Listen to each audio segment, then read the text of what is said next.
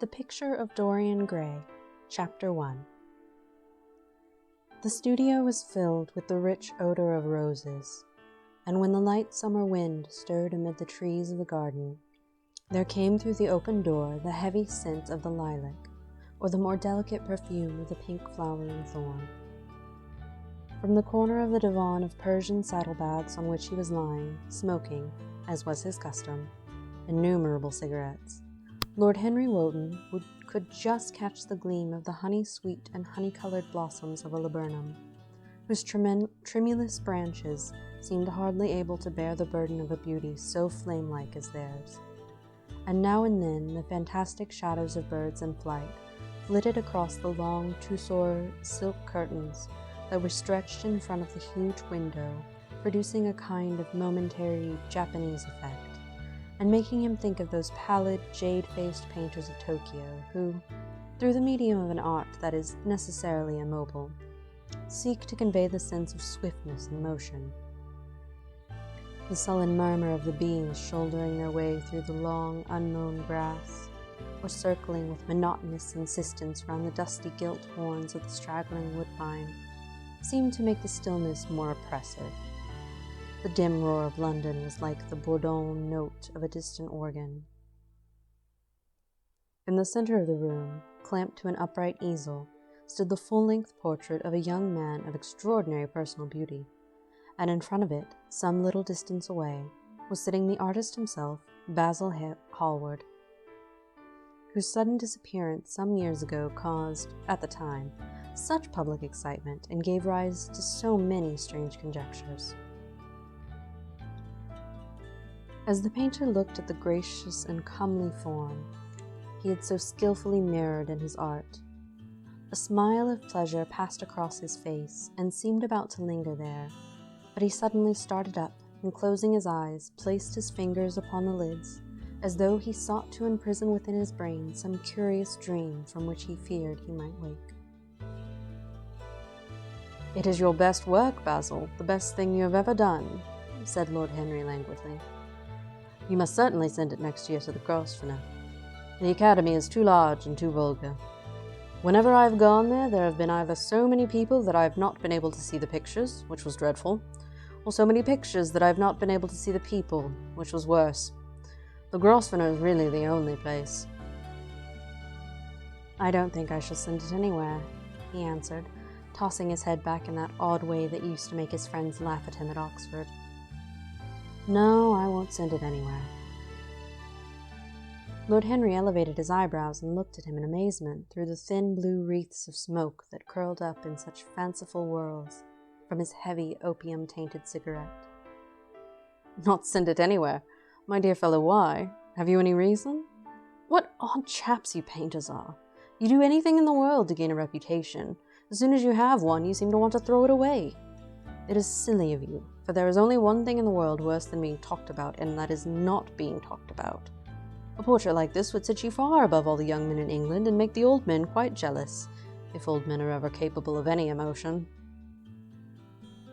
"I know you will laugh at me," he replied, "but I really can't exhibit it. I have put too much of myself into it." Lord Henry stretched himself out on the divan and laughed. "Yes, I knew you would, but it is quite true all the same." "Too much of yourself in it, upon my word, Basil. I didn't know you were so vain. And I really can't see any resemblance between you, with your rugged, strong face and your coal-black hair, and this young Adonis, who looks as if he was made out of ivory and rose leaves.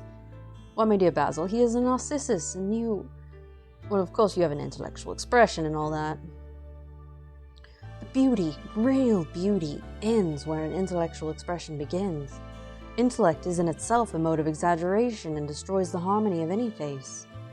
The moment one sits down to think, one becomes all nose or all forehead or something horrid.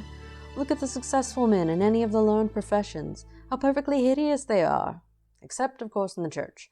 But then, in the church, they don't think. A bishop keeps on saying at the age of 80 what he was told to say when he was a boy of 18, and as a natural consequence, he always looks absolutely delightful. Your mysterious young friend, whose name you have never told me, but whose picture really fascinates me, never thinks. I feel quite sure of that. He is some brainless, beautiful creature who should Be always here in winter when we have no flowers to look at, and always here in summer when we want something to chill our intelligence. Don't flatter yourself, Basil. You are not in the least like him."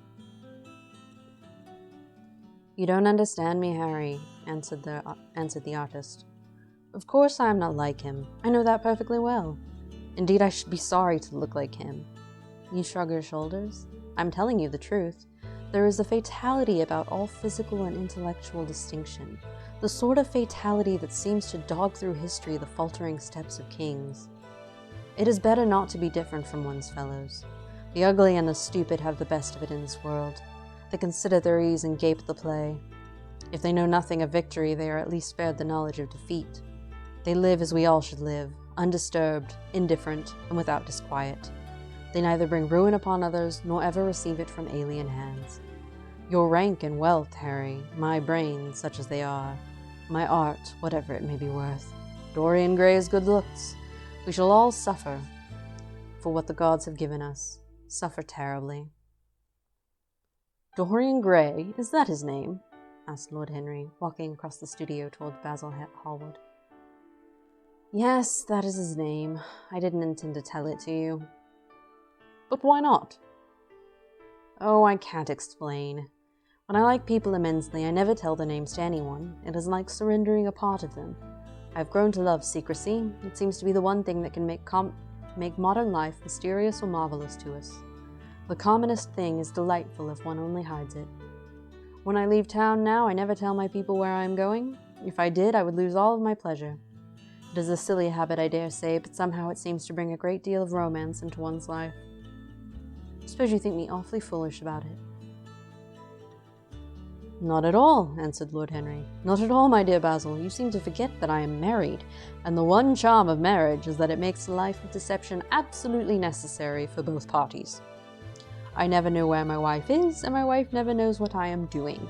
When we do meet occasionally when we dine out together or go down to the Duke's. We tell each other the most absurd stories with the most serious faces. My wife is very good at it, much better, in fact, than I am. She never gets confused over her dates, and I always do. But when she does find me out, she makes no row at all. I sometimes wish she would, but she merely laughs at me." "I hate the way you talk about your married life, Harry," said Basil Hallward, strolling toward the door that led into the garden. "I believe that you are really a very good husband, but that you are thoroughly ashamed of your own virtues.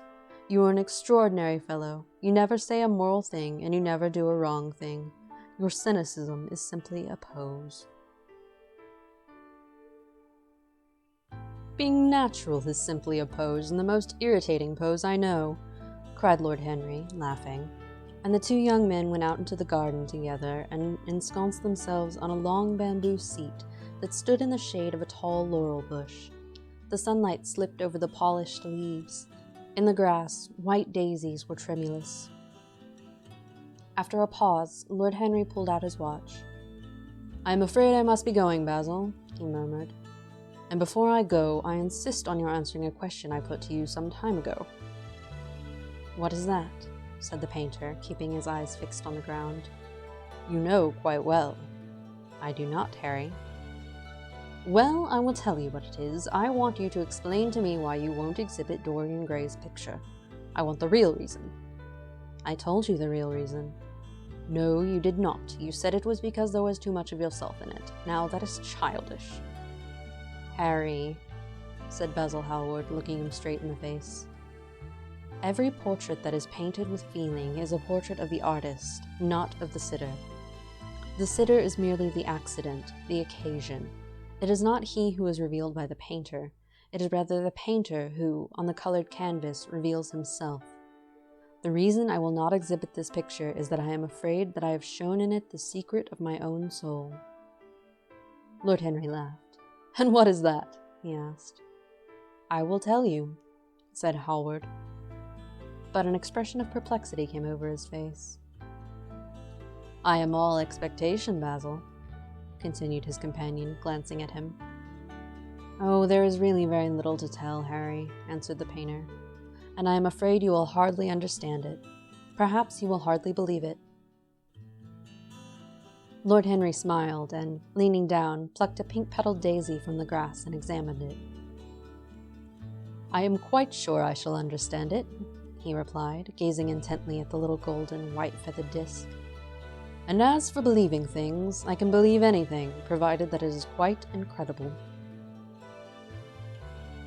The wind shook some blossoms from the trees, and the heavy lilac blooms, with their clustering stars, moved to and fro in the languid air. A grasshopper began to chirrup by the wall, and like a blue thread, a long, thin dragonfly floated past on its brown gauze wings.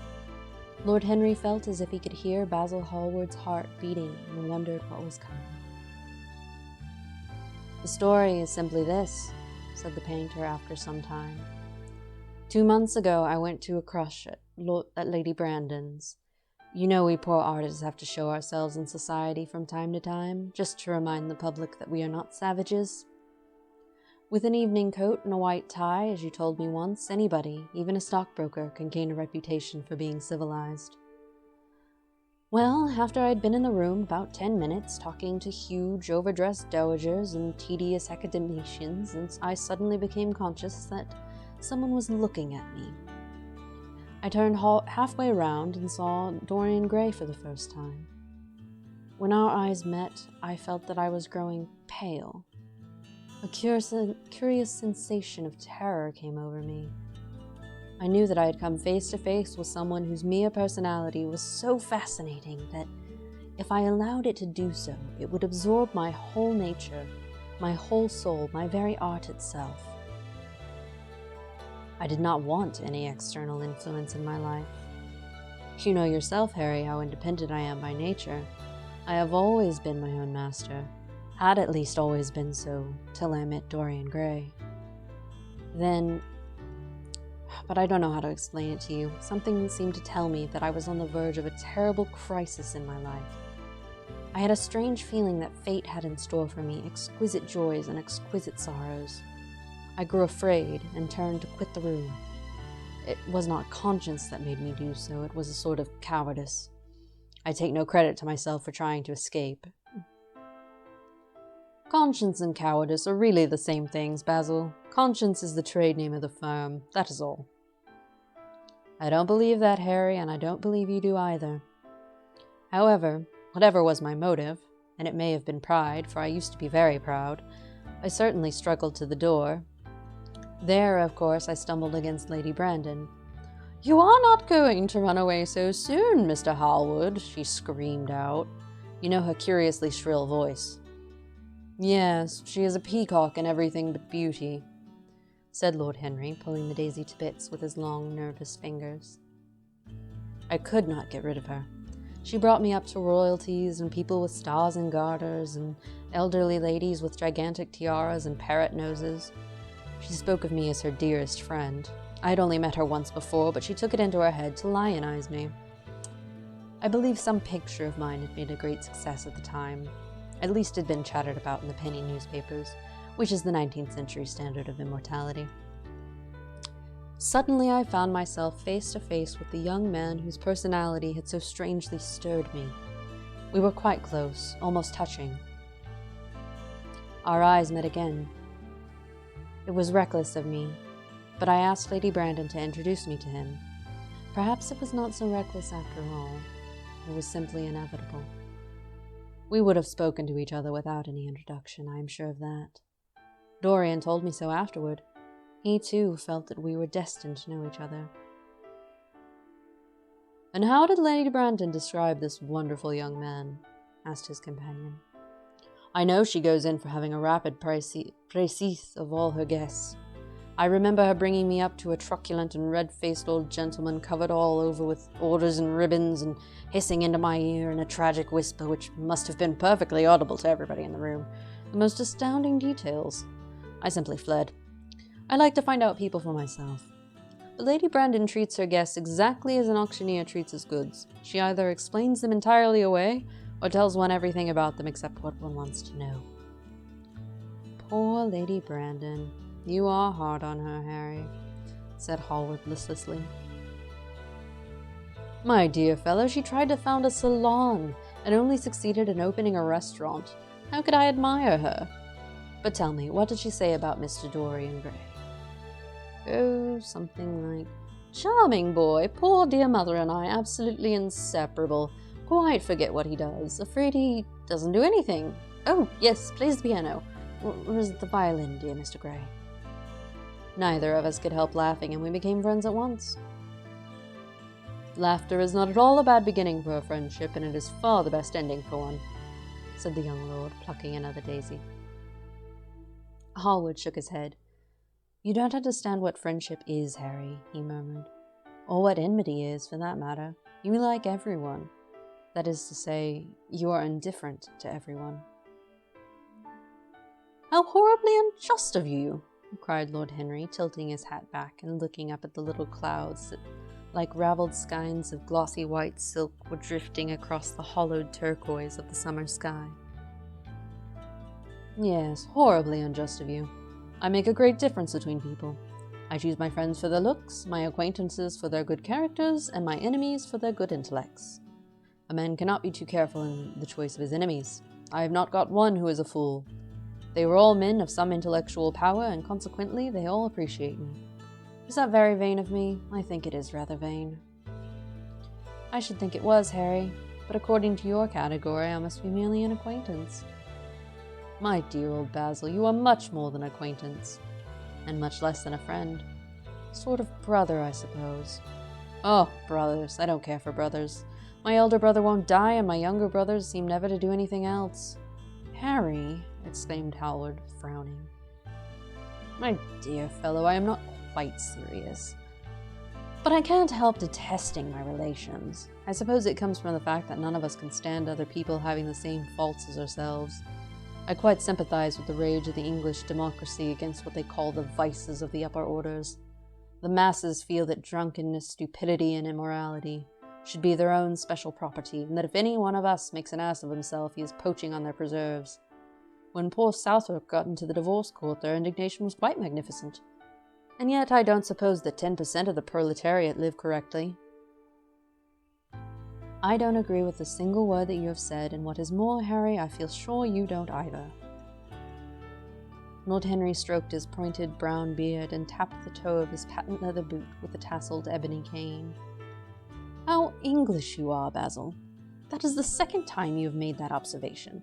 If one puts forward an idea to a true Englishman, always a rash thing to do, he never dreams of considering whether the idea is right or wrong. The only thing he considers of any importance is whether one believes it oneself. Now, the value of an idea has nothing whatsoever to do with the sincerity of the man who expresses it. Indeed, the probabilities are that the more insincere the man is, the more purely intellectual will the idea be, as in that case it will not be colored by either his wants, his desires, or his prejudices. However, I don't propose to discuss politics, sociology, or metaphysics with you. I like persons better than principles, and I like persons with no principles better than anything else in the world. Tell me more about Mr. Dorian Gray. How often do you see him? Every day. I couldn't be happy if I didn't see him every day. He is absolutely necessary to me. How extraordinary. I thought you would never care for anything but your art.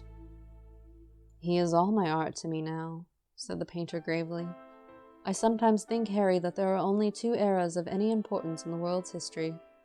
The first is the appearance of a new medium for art, and the second is the appearance of a new personality for art also.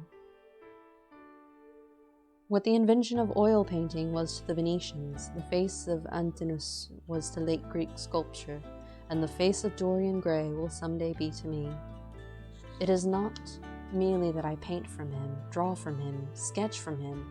Of course I have done all that, but he is much more to me than a model or a sitter. I won't tell you that I am dissatisfied with what I have done of him, or that his beauty is such that art cannot express it. There is nothing that art cannot express, and I know that the work I have done since I met Dorian Gray is good work, is the best work of my life. But in some curious way, I wonder will you understand me? His personality has suggested to me an entirely new manner in art, an entirely new mode of style. I see things differently, I think of them differently. I can now recreate life in a way that was hidden from me before. A dream of form in days of thought. Who is it who says that? I forget. But it is what Dorian Gray has been to me. The merely visible presence of this lad, for he seems to me little more than a lad, though he is really over 20, his merely visible presence, I wonder, can you realize all that means? Unconsciously, he defines for me the lines of a fresh school, a school that is to have in it all the passion of the romantic spirit, all the perfection of the spirit that is Greek, the harmony of soul and body. How much that is! We in our madness have separated the two and have invented a realism that is vulgar, an ideality that is void. Harry, if you only knew what Dorian Gray is to me! You remember that landscape of mine, for which Agnew offered me such a huge price, but which I could not part with? It is one of the best things I have ever done. And why is it so? Because while I was painting it, Dorian Gray sat beside me. Some subtle influence passed from him to me, and for the first time in my life I saw in the plain woodland the wonder I had always looked for, and always missed.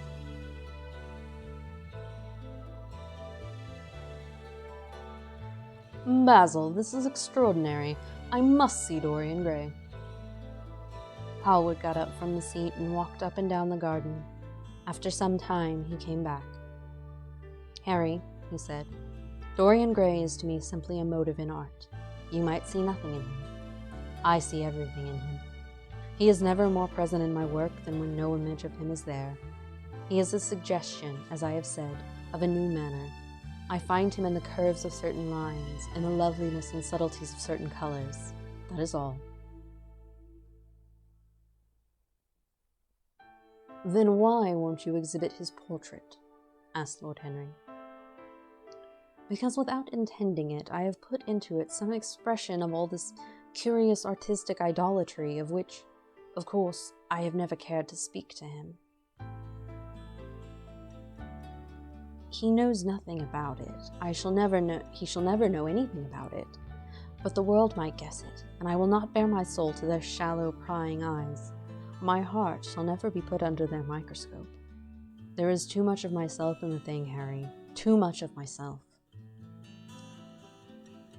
Poets are not so scrupulous as you are. They know how useful passion is for publication. Nowadays a broken heart will run to many editions. I hate them for it, cried Hallward. An artist should create beautiful things, but should put nothing of his own life into them. We live in an age when men treat art as if it were meant to be a form of autobiography. We have lost the abstract sense of beauty. Someday I will show the world what it is, and for that reason the world shall never see my portrait of Dorian Gray. I think you are wrong, Basil, but I won't argue with you. It is only the intellectually lost who ever argue. Tell me, is Dorian Gray very fond of you? The painter considered for a few moments. He likes me, he answered after a pause. I know he likes me. Of course I flatter him dreadfully. I find a strange pleasure in saying things to him that I know I shall be sorry for having said. As a rule, he is charming to me, and we sit in the studio and talk of 1,000 things. Now and then, however, he is horribly thoughtless, and seems to take a real delight in giving me pain. Then I feel, Harry, that I have given away my whole soul to someone who treats it as if it were a flower to put in his coat, a bit of decoration to charm his vanity, an ornament for a summer's day. Days in summer, Basil, are apt to linger, murmured Lord Henry. Perhaps you will tire sooner than he will. It is a sad thing to think of, but there is no doubt that genius lasts longer than beauty. That accounts for the fact that we all take such pains to overeducate ourselves. In the wild struggle for existence, we want to have something that endures, and so we fill our minds with rubbish and facts, in the silly hope of keeping our place.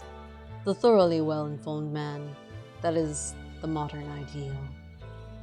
And the mind of the thoroughly well-informed man is a dreadful thing.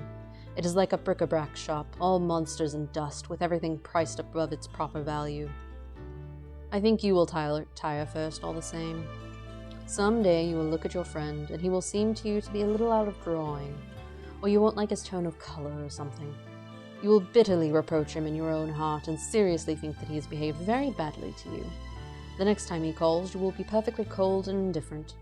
It will be a great pity, for it will alter you. What you have told me is quite a romance. A romance of art, one might call it. And the worst of having a romance of any kind is that it leaves one so unromantic. Harry, don't talk like that. As long as I live, the personality of Dorian Gray will dominate me. You can't feel what I feel. You change too often. Ah, my dear Basil, that is exactly why I can feel it. Those who are faithful know only the trivial side of love. It is the faithless who know love's tragedies. And Lord Henry struck his light on a dainty silver case and began to smoke a cigarette with a self-conscious and satisfied air, as if he had summed up the world in a phrase.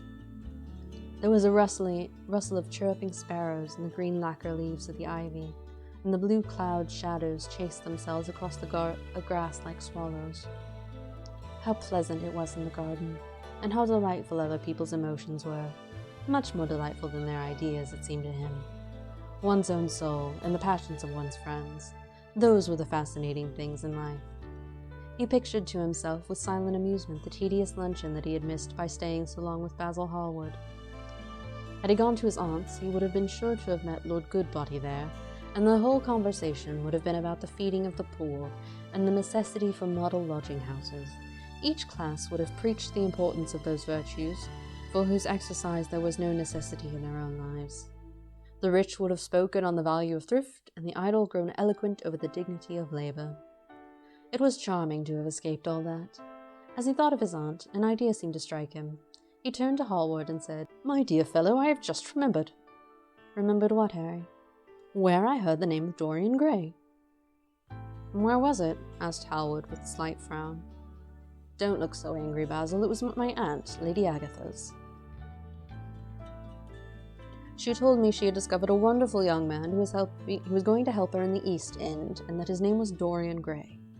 I am bound to state that she never told me he was good-looking. Women have no appreciation for good looks. At least, good women have not. She said that he was very earnest and had a beautiful nature. I had once pictured to myself a creature with spectacles and lank hair, horribly freckled and tramping about on huge feet. I wish I had known it was your friend." "I am very glad you didn't, Harry." "Why?" "I don't want you to meet him." "You don't want me to meet him?" "No." "Mr. Dorian Gray is in the studio, sir," said the butler, coming into the garden. "You must introduce me now," cried Lord Henry, laughing. The painter turned to his servant, who stood blinking in the sunlight. "Ask Mr. Gray to wait, Parker. I shall be in a few moments." The man bowed and went up the walk. Then he looked at Lord Henry. "Dorian Gray is my dearest friend," he said. "He has a simple and a beautiful nature. Your aunt was quite right in what she said of him. Don't spoil him. Don't try to influence him. Your influence would be bad. The world is wide and has many marvelous people in it. Don't take away from me the one person who gives to my art whatever charm it possesses. My life as an artist depends on him. Mind, Harry, I trust you." He spoke very slowly, and the words seemed wrung out of him almost against his will. "What nonsense you talk," said Lord Henry, smiling and taking Hallward by the arm. He almost led him into the house.